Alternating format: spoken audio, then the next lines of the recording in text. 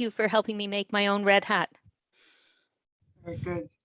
Well, it started back in 2015 with an arthritic knee that, and I was threatened with knee replacement by a surgeon. And I'm a retired medical practitioner. I don't do surgeons. I hate surgeons. I won't let them near me unless I absolutely have to. I know it's terrible, isn't it? So I started looking around for things that might help. And my husband brought home the book, you know, the Norman Doidge book, The Brain That Heals Itself. And there was a chapter in there about lights, which I thought was absolutely fascinating. And it mentioned Parkinson's, but it also mentioned arthritis. But the things in it, it said that the brain, you know, if you put red and near infrared light on the brain, you can regenerate brain cells. And also, if you stick them on arthritic joints, you can regenerate cartilage cells. Now, when I went to medical school 100 years ago, that would have been total heresy. And I remember sitting there, you know, thinking, what a load of rubbish.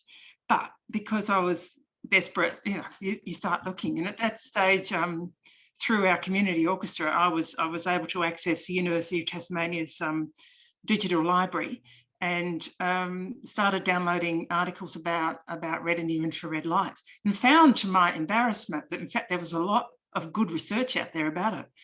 Then I read stuff. As I kept reading, I found the work of a guy called John Mitrofanis, who was then Professor of Anatomy at Sydney Uni, and he's a neuroanatomist, and his area of research was Parkinson's. And he was doing the most extraordinary work. He started putting lights on mice, and the reason he started it was one of these conversations in the common room, and he was talking to his mate who's a professor of physiology, and he said, I've worked out that the mitochondria are the problem in Parkinson's disease, but I don't know how to stimulate them. And this guy said, I should put some 670 nanometer light on them, and that'll make the mitochondria sit up and take notice. And John Mitrofanis kind of reacted like I did and said, really? This is rubbish. But I thought, why not? So he, with his Parkinson's mice, he did just that. And he found, in fact, that after, you know, shining light on their heads, the mice, which before had been very Parkinsonian, really difficult moving, were starting to dance the Watusi, you know, literally. And he was a bit surprised. So that was about 2010, I think. So that set him off doing a series of, you know, really beautiful research.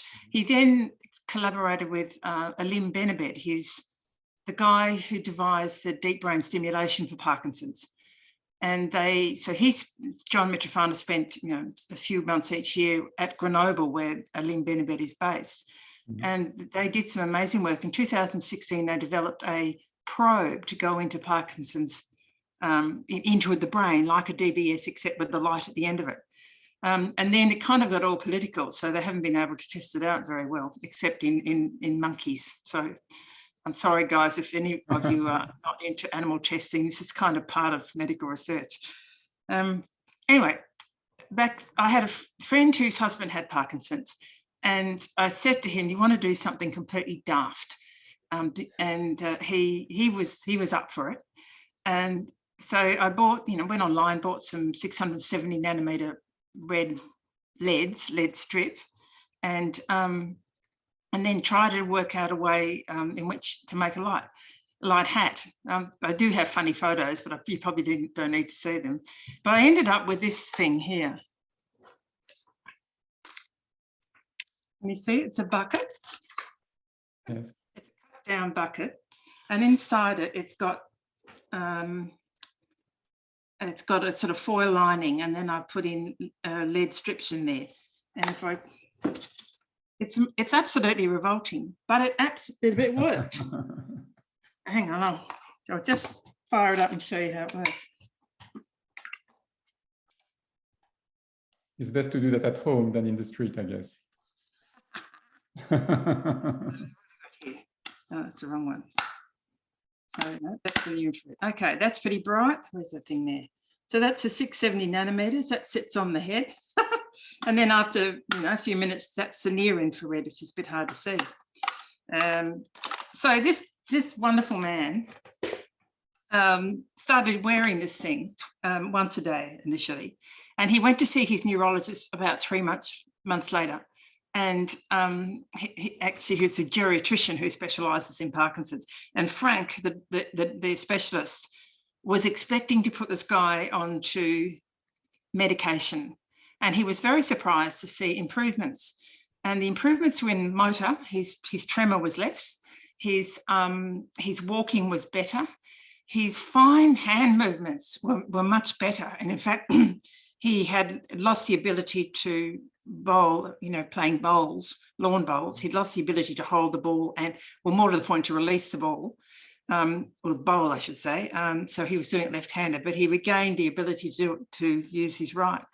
The other thing that I noticed back then was that his his facial animation really improved. Instead of being very impassive Parkinson's face, he started to have a sparkle back. And the other thing was his auditory processing. Had been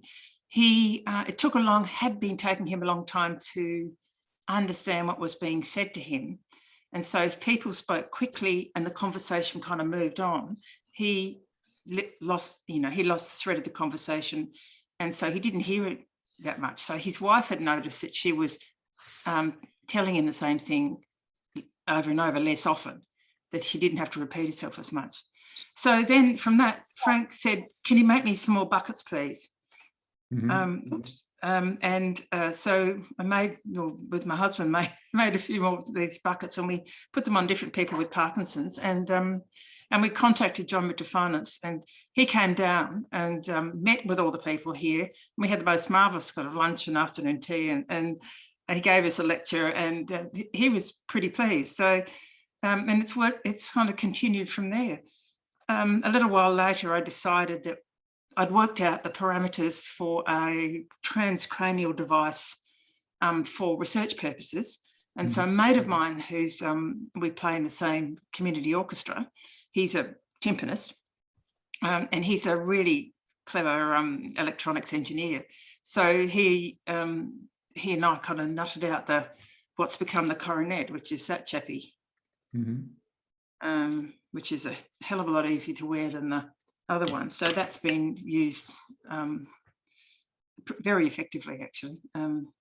So does that answer that question? That's a great introduction. It's a fascinating story, and actually it is explained in such a way that we would listen to you for hours about that journey. Oh, I don't know about that. It's my accent. So can we zoom in a tiny bit more on the topic of the science behind the red light therapy? In particular, I think that it would be interesting to understand how it does penetrate the body, and what impact does it have? You mentioned mitochondria. I'm sure that we're all thinking also about neurons. So basically, what is the science, and how does it really impact the body, please? Okay, so I might put a few slides up. These are some PowerPoints I used last month when I spoke to the local Parkinson support group. So it's kind of very basic, but oh no, hang on. I'm supposed to. You should be able to share your screen. Yes. Yeah. Right. Hang on there. Here we go. Oh, where's it gone?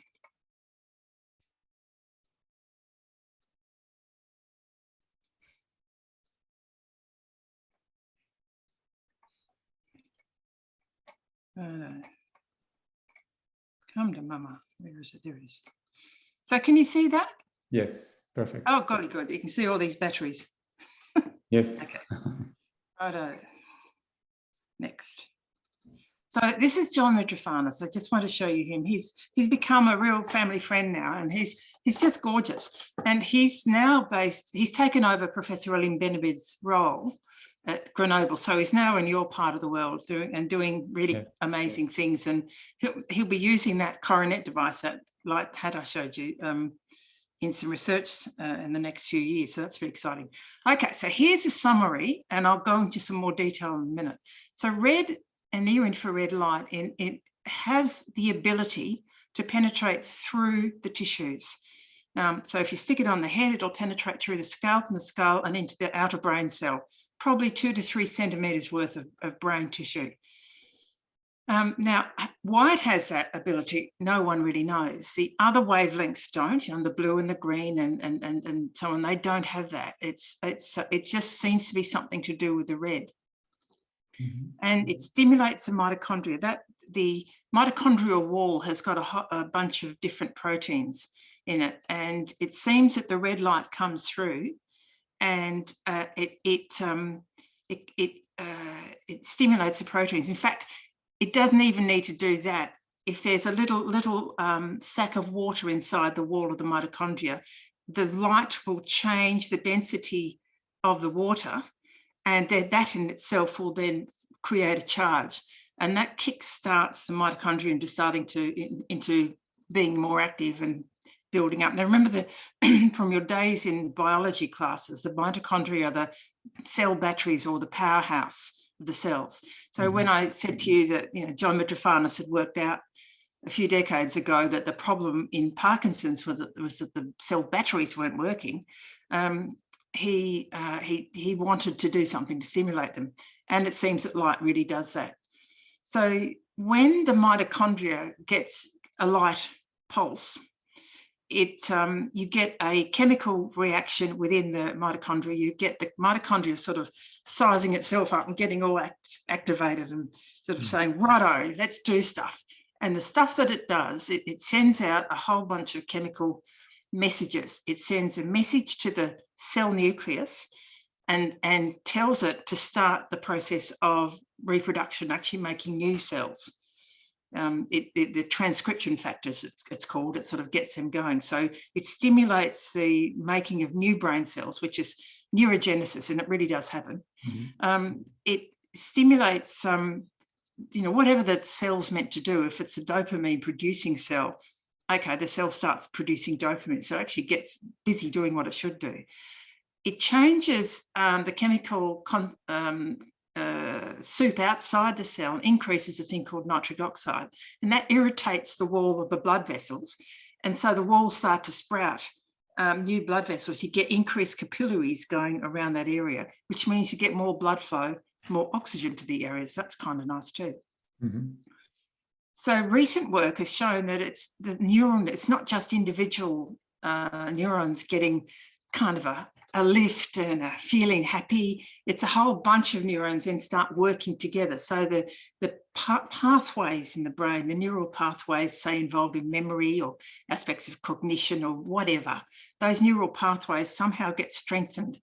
No one's quite sure how that happens, but it definitely does happen. You get a reduced inflammatory response, and that's quite handy when you've got inflammation, which is part and parcel with a lot of the neurodegenerative diseases like Parkinson's and Alzheimer's. So what I've been talking about is a direct effect, but it also has a very good indirect effect. I'll describe that in a sec. So if that doesn't make any sense, bear with me. I might be able to explain it better. Okay, so Parkinson's is a disease of miserable mitochondria. The mitochondria, the green blobs with the yellow around them, and they're the walls. You can see that there are two layers in the wall, lots of proteins, lots of curious things. So here's the cell batteries, and what we want is a full mitochondria, a full cell battery. And what we tend to have is a lot of low batteries, and if you have a dead battery, well, that's it, the cell has completely died. And in Parkinson's, the dopamine producing cells die. So a dying mitochondria can be revived if you, sorry about this, it's pretty pathetic, isn't it? If you chuck red and near infrared light on it. Okay, so here you have a cross-section of a, you know, sort of the drawing of the brain. And you can see you've got the basal ganglia, you know, the area that produces a dopamine and is a problem area in Parkinson's, deep in the middle there. So you think, okay, Catherine, that, you know, that's all those red lights certainly not going to go anywhere near that basal ganglia. Bear with me. Firstly, you get a very strong direct effect. Remember I said you get the outer 2 to 3 centimeters of the brain cells. That's a lot of neurons getting a lot of light.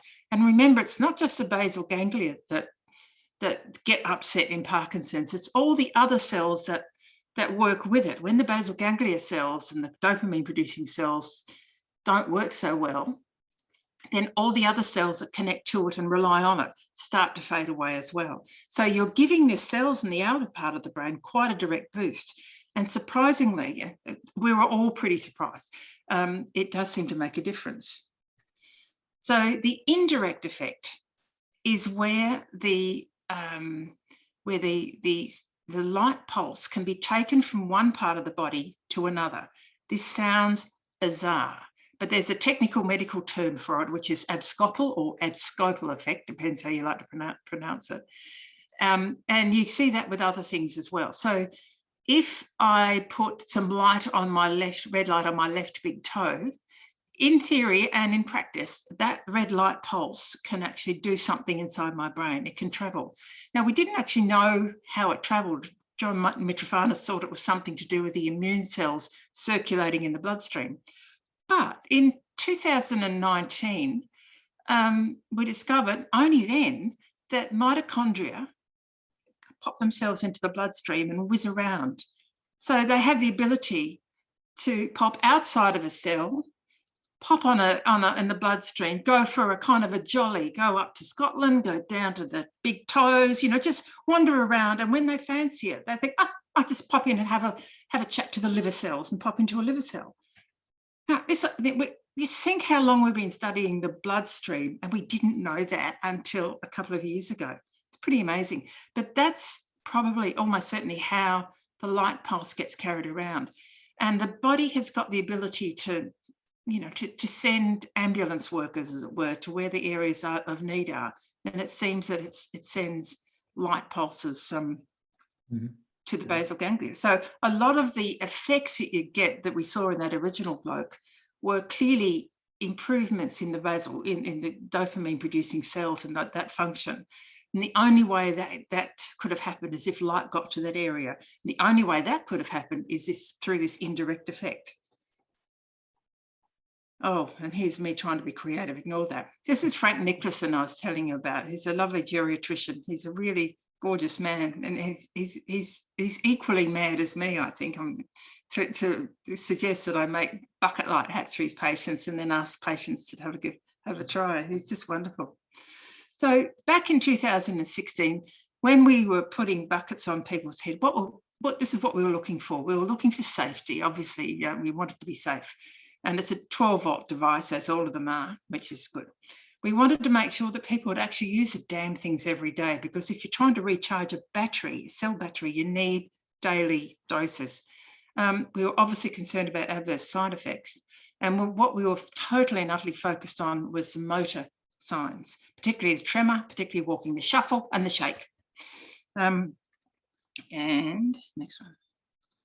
So what did we find? Well, we certainly found improvement in motor signs. The shuffle and the shake improved. Speech improved. That was really quite a big one. And some people, the first time they used their light, their speech started to get clearer, voice started to get stronger, articulation became better. And as well, their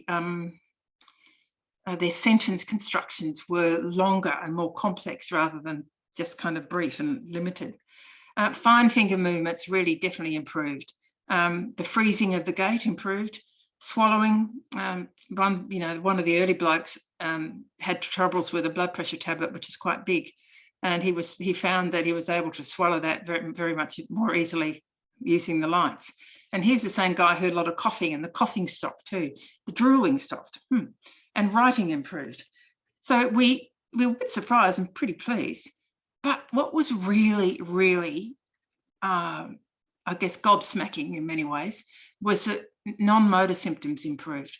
And a lot of these are ones that don't get that much mention in Parkinson's, because they're almost impossible to treat. Fatigue is the big one. Fatigue is the elephant in the room, in the Parkinson's consultation room, because just about everyone with Parkinson's gets fatigue. That's, it just develops, and then once it's there, it doesn't tend to go away. Whereas people found that they had more energy, that the fatigue had gone, they were starting to do things that they liked to do before, and just not getting as tired as they used to. The sleep quality improved, and particularly the disrupted, the dream enactment, where there's a disconnect. You know about, so in Parkinson's, instead of dreaming about running away from a herd of elephants and being completely still, as we normally are, that they start physically running with a herd of elephants behind them in their dream. And so that knocks their partner out of the bed, and they knock themselves out of the bed, and it's pretty uncomfortable. That REM sleep and dream enactment behavior stopped in a lot of people, and their sleep quality improved. Their partners were deeply, deeply grateful, because it's pretty hard having someone thrashing around in the bed next to you. Cognitive function improved, attention and memory, judgment and decision making. Some of them hadn't been able to make decisions, found it easier to make decisions. Anxiety is another big one, and that improved. So mood, particularly meaning depression symptoms, improved. Apathy was another one that it took me a while to really appreciate, because that's another elephant in the room. Over a third of people with Parkinson's get apathy, and that's different to fatigue. Apathy is where you just completely lack motivation. One bloke called it the couldn't be bothered, and for him that was the main symptom.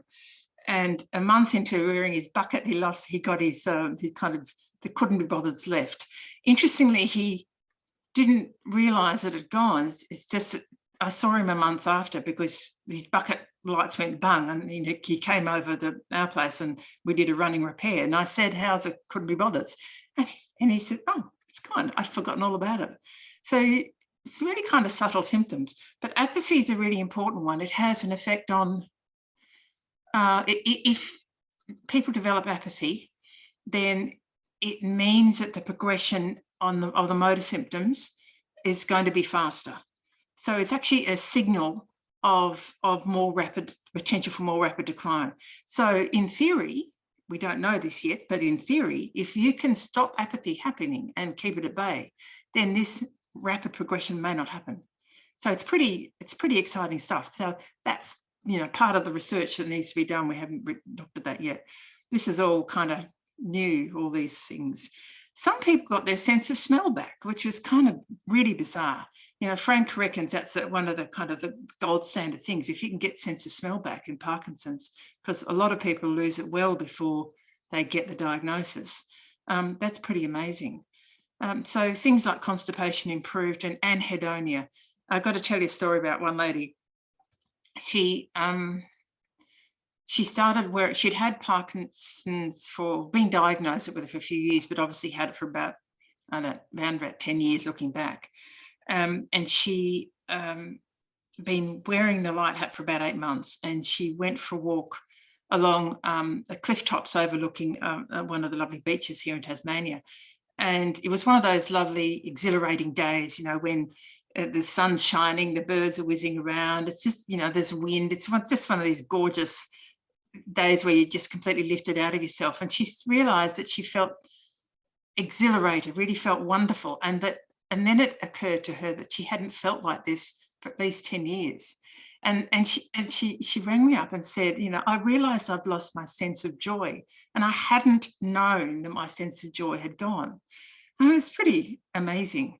So, people, I tell this story to people now when we're playing with lights for them, and I'll ask the question, tell me about your sense of joy. And they look at me like I'm a complete Fruit Loop, but it's a real and important thing. Okay, what have we got next? So going back to this, we've got the direct effect, we've got the indirect effect. Most of the non-motor symptom improvements almost certainly comes from that direct effect there, because there's a lot of those cells involved in memory, energy levels, apathy, motivation, that sort of stuff, and cognitive function are in the outer areas there. So what we found in summary was that the lights were safe. The motor signs improved. There was a high compliance. People like using the lights. It feels nice. And there were no adverse side effects. The only side effect we noted was some bloke started to get a bit of hair growing back on the head, which they were pretty keen about. And as I said, the effect that we had no idea about was that the improvement in non-motor symptoms.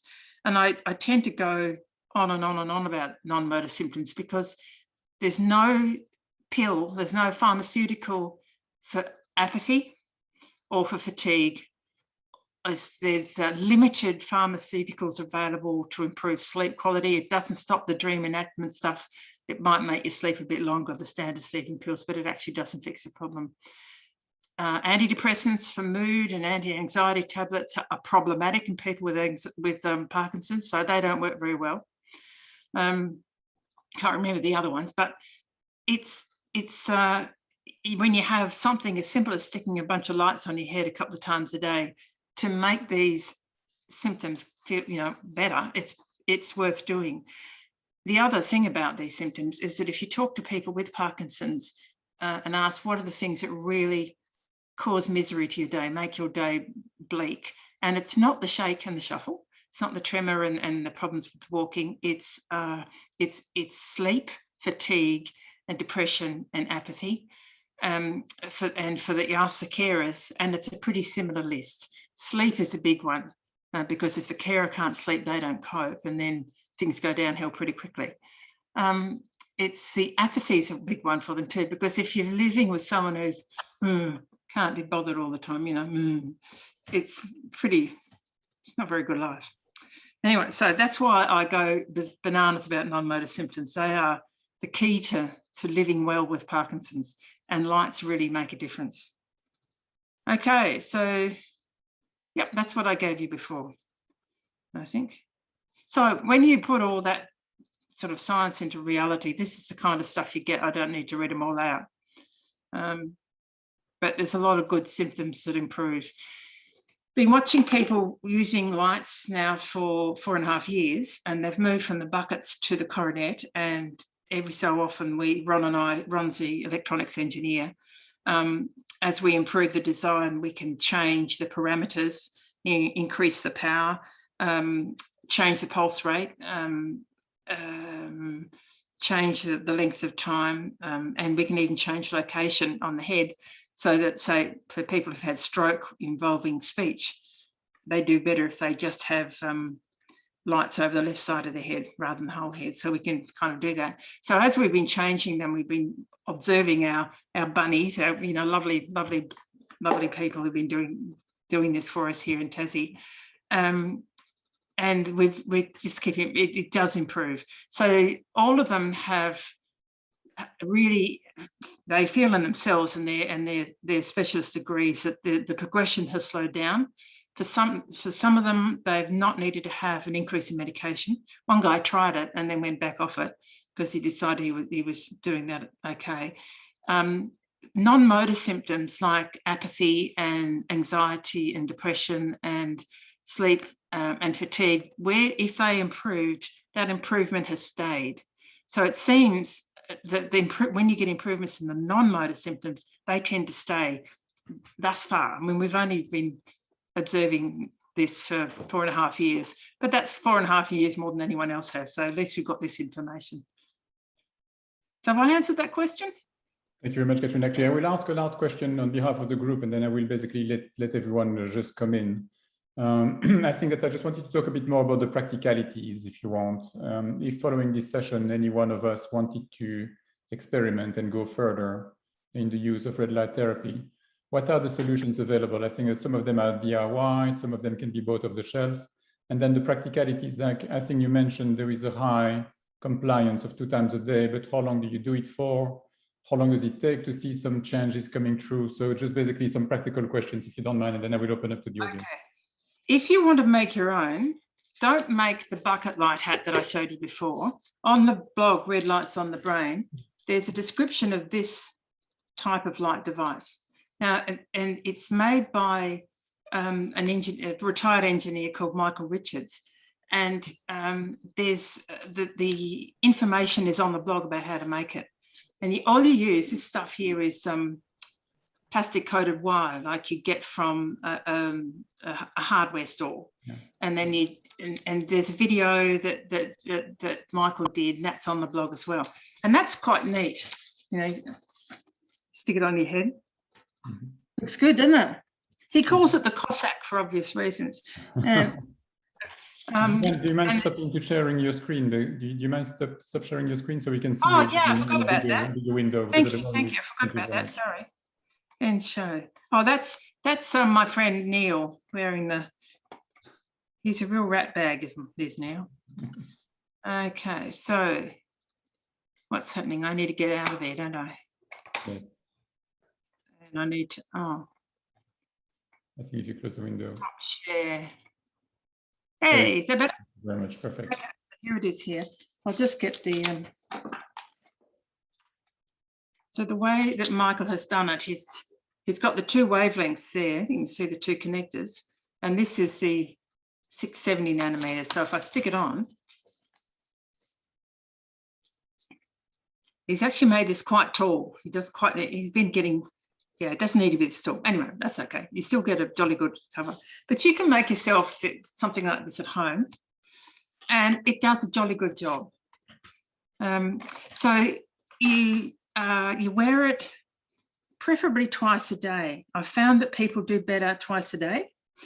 We started off with once a day, and then we moved to twice. So with something you make yourself, about 15 minutes each wavelength, or if you just have a one wavelength one, the red one, just wear it for 20 to 25 minutes. And what I say to people is to sit and use it when you're already sitting down. So I use mine, I don't have Parkinson's, but I use mine twice a day anyway, because I think better and I feel better, and my family tell me I'm a nicer person. So that's a good reason to use it. So I have it, you know, when I sit down for breakfast with a newspaper and my cup of tea. And so I'm sitting anyway. And in the evening, it's while I'm watching the news. So as long as people can use it in, not have it imposed on their day, you know, have it in addition to, just use it when it's suitable. So that doesn't take so much time. It's comfortable to wear. Some people find it, it's quite soothing. I find that if I'm kind of really feeling pretty cranky, and if anyone walks in the room, I'm going to throttle them. I find I'll go and stick the helmet on, and you know, within about 15 minutes, I start to feel a bit more human. So it is calming. Some people go to sleep. Some people do meditation, you know, or you just watch television or read a book or whatever you do.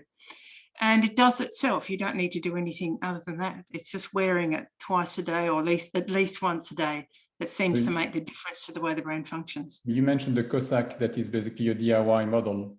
And I think you just modest maybe to not to mention the other one, which is the Coronet. That is a solution off the shelf that is available from your company. Yeah, this is the Coronet. I have to take my hair down. This is pretty beautiful. Okay, can you see that? Yes, it's got two. It's an aluminium frame. It comes in a flat pack, and you bend it in to fit your head shape. Because I can't tell you how weird people's heads are. I've just been amazed at the different shapes. Each arm has got two wavelengths in it, red and near infrared, and it's set so that you just plug it in and stick it on.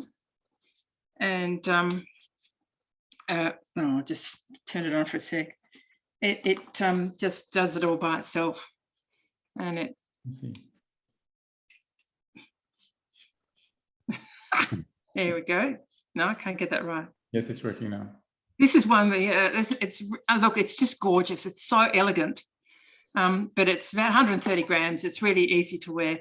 So it does this for 12 minutes, and then they power down, and the other wavelengths power up.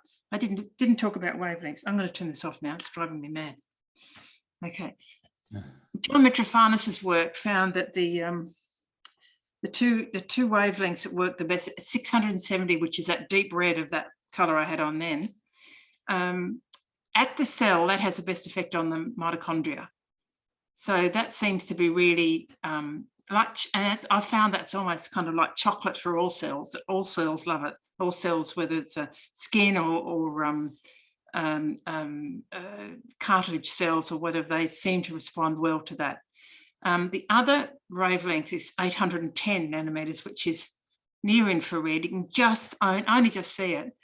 And the benefit of that one is it has the best ability to penetrate into the tissue. So it'll penetrate, if you put the coronet on your hand, say, you can see it, there's light underneath. It really does penetrate quite a long way. So, and John Mitrofanis's team found that if you use one wavelength immediately followed by the other, that was more effective than either on their own or the two of them together, which kind of makes biological sense. Yeah. Thank you very much. Thank you. So one more question you asked, how long does it take before you see yes. a change? And again, everyone's different and everyone's Parkinson's.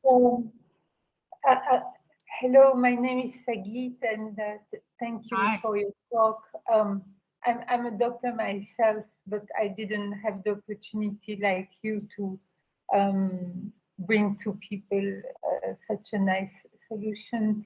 And I have Parkinson. I really look forward to try your treatment because I've read a lot of testimonials of patients online.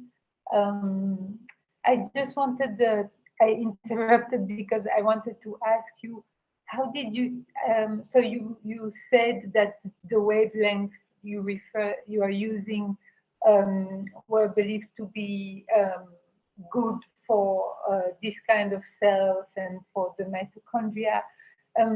Could you just say experimentally what kind of methods, how do one know? Because I know that today biophotomodulation is really researched by many researchers. So I understand it's not just your opinion, your private opinion. No. Sure. Yes. So how do we know that these are the wavelengths? Just a cultural education, right. Question. No, good question. So I've used John Mitrofanos's work because his has been the most advanced work done on Parkinson's. And it's not only mice he's worked on, he's also worked on macaque monkeys. So that's, the non-human primates. So that's the kind of the closest you can get. I saw no reason to change what I did, the wavelengths he used, because he's done the cellular work on that. So it's not just animal stuff, but he's looked at kind of what happens inside the cell and inside the mitochondria. And that is slightly out of my league, to put it mildly, because I'm a clinician, not a molecular researcher. So I've accepted that, but it seems to be pretty universal. The next lot, the stuff that's happened is that sometimes I haven't been able to get 670 nanometer lead strip. This is when I was making buckets for people.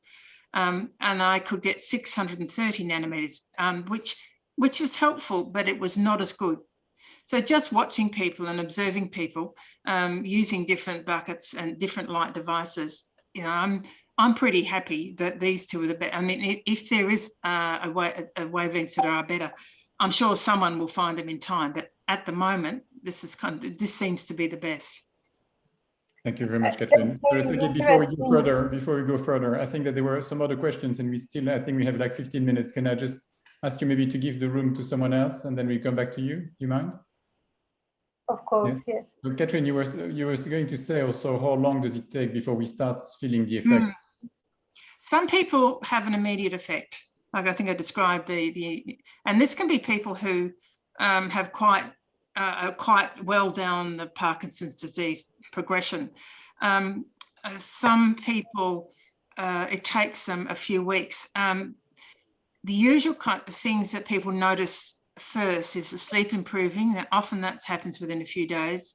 The anxiety, just feeling less tense about life. Things are not as things that they tend not to get as anxious and upset about things. And they are one doctor described it as making the patients more resilient. You just kind of feel like you can cope like you used to cope. Some people notice in the first few days that they improve with their sense of smell. The tremor improvements and the other motor improvements and facial animation improvements tend to take a bit longer. And often the person is unaware of improvements. It's someone else coming in, haven't seen them for months and saying, "Hi, Kath, haven't seen you. My goodness, look at the way you're walking. You're walking so much better. I can't believe it. Last time I saw you were shuffling." And I'll look down and say, "Oh, really?" So it's often the person doesn't know what the changes are, but often they do. I found, gentlemen, I'm very sorry about this, but I've found that women seem to be able to pick up changes, whether they're getting worse or getting better, more than men. And men will often argue with the rest of the family and saying, this is not doing anything for me, not changing anything, and everyone else can see it improves. However, men often say that about medication as well. It's not doing anything for me. What's the point of taking it? So it's insight, yeah.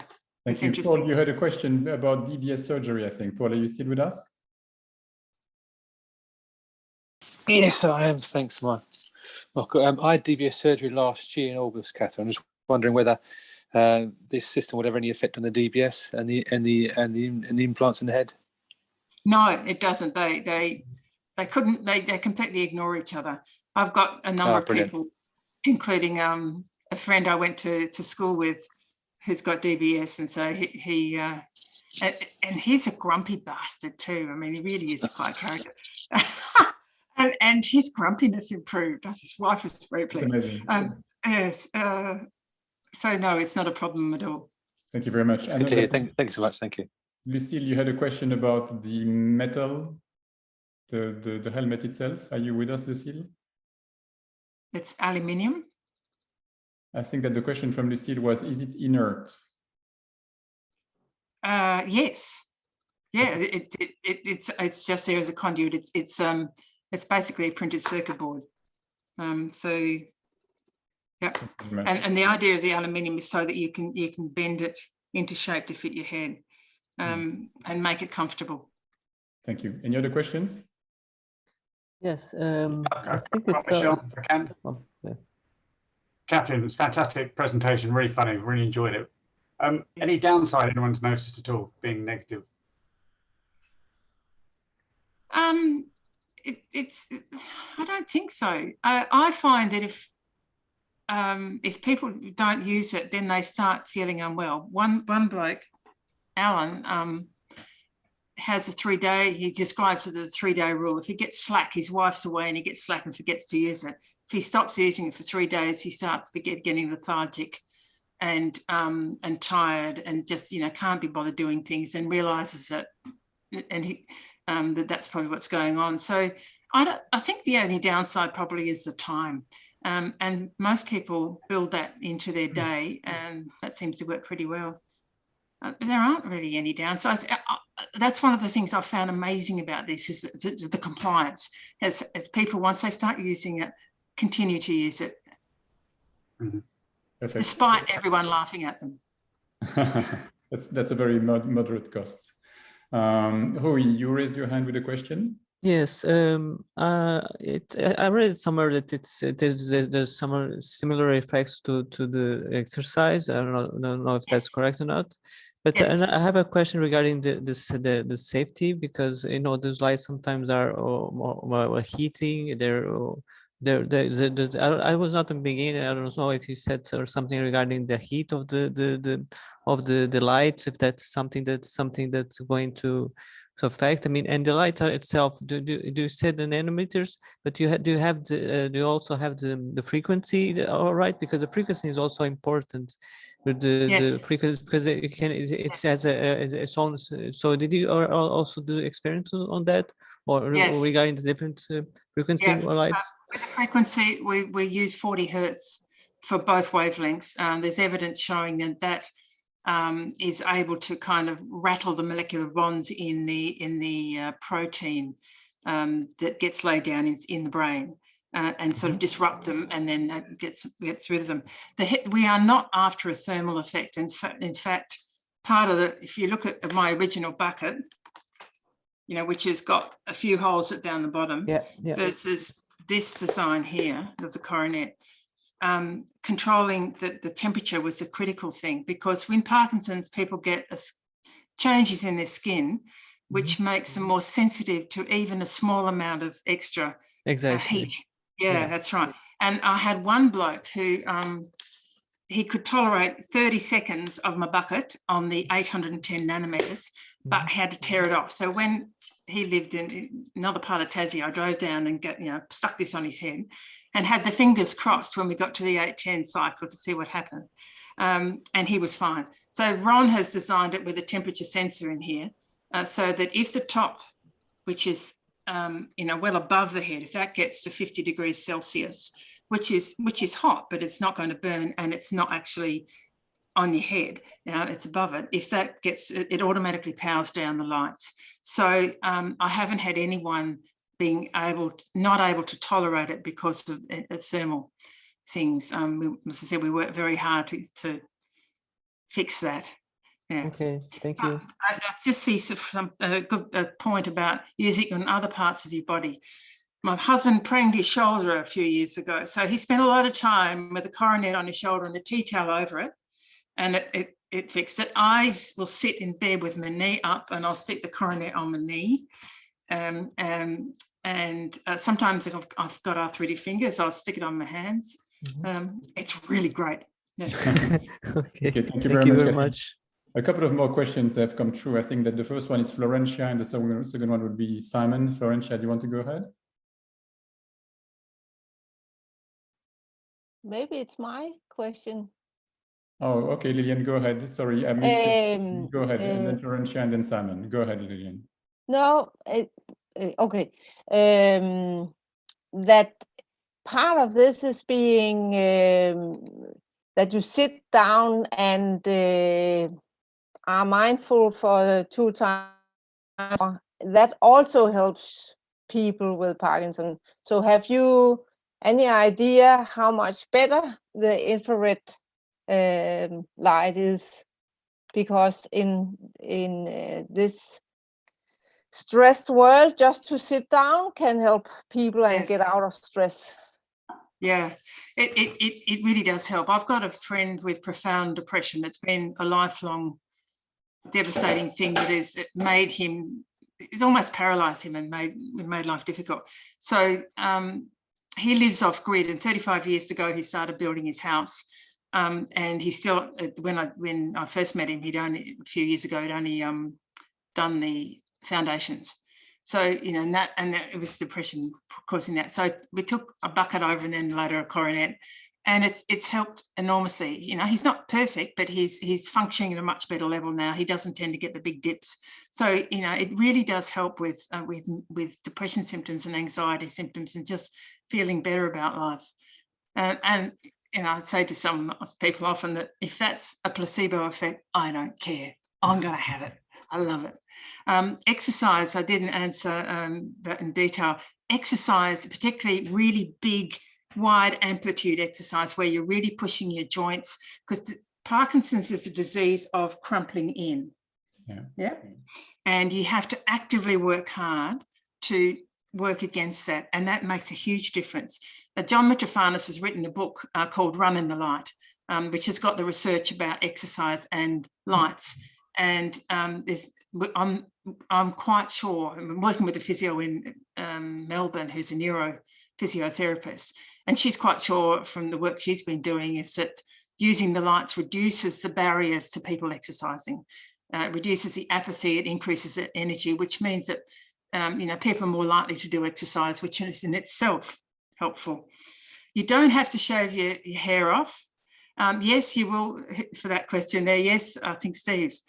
You will lose a little bit of the penetration from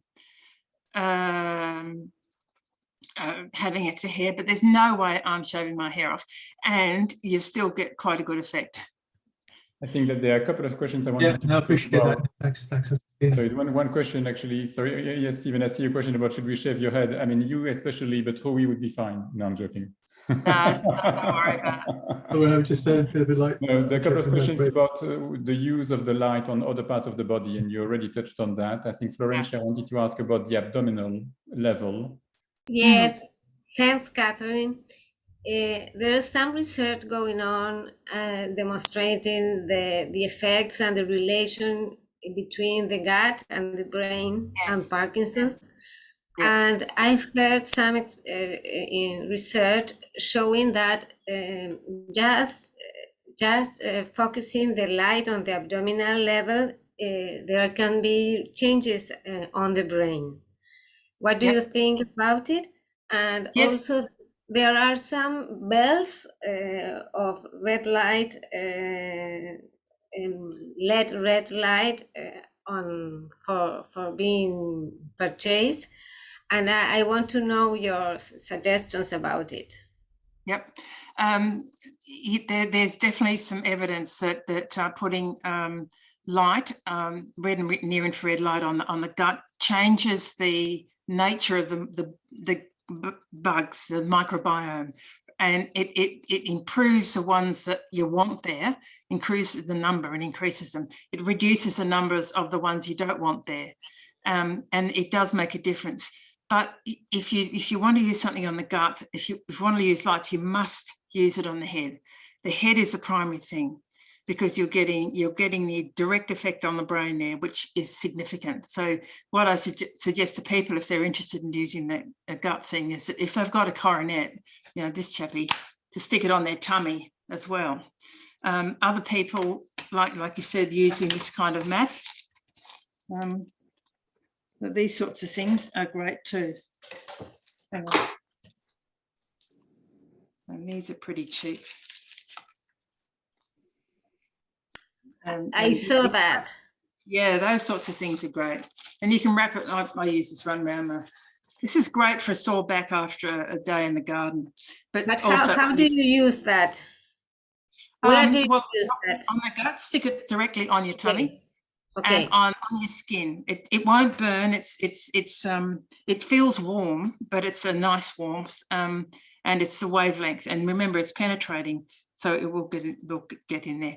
There are some arguments about the best wavelengths for the gut, and I've seen some evidence of 670 being really good, and I've seen some evidence for 810 and 904 nanometers. But I think probably whatever you've got that's red in a red light, stick that on your tummy. But with Parkinson's, you must have the head one. That's a critical thing. Thank you, Catherine. Thank you. Thank you, Florencia. Maybe another question here from Simon, who is in your part of the world, actually. I think Simon was talking about far infrared, I think. Simon, do you want to explain?